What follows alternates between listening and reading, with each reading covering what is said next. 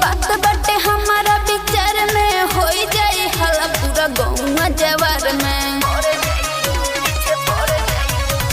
एक बात बाटे हमारा विचार में हो जाए हला पूरा गौवा जवार में। ले हो को नाम तो उतर जाई रे, ले हो को नाम तो उतर जाई रे।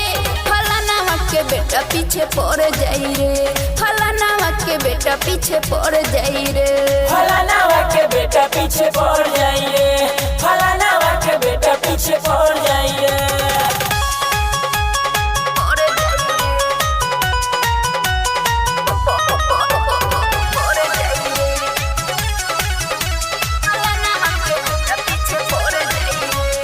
कबो आई कोचिंग कबो आई कॉलेज रे, आगे पीछे के इमेज करी मोर खराब रे, करी मोर खराब इमेज करी मोर खराब रे।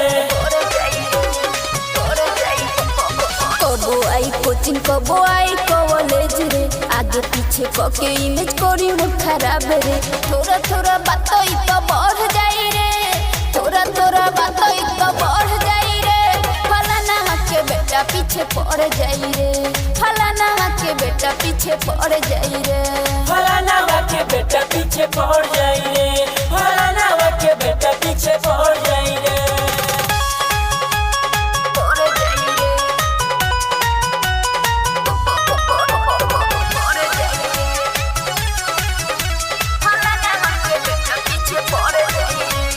कोहलिया नाम का सब हो जाई बेकार रे, टोलावा महला सब पीटी है कपार रे, पीटी है कपार सब पीटी है कपार रे। कोहलिया नाम का सब हो जाई बेकार रे, टोलावा महला सब पीटी है कपार रे। बीचे उसरा कावा पमर जाई रे, बीचे उसरा कावा पमर जाई रे। फलाना के बेटा पीछे पड़ जाई रे, फलाना के बेटा पीछे पड़ जाई रे, फलाना के बेटा पीछे पड़ जाई रे, फलाना के बेटा पीछे पड़ जाई रे। Mix by Jagdamba films, Doriganj.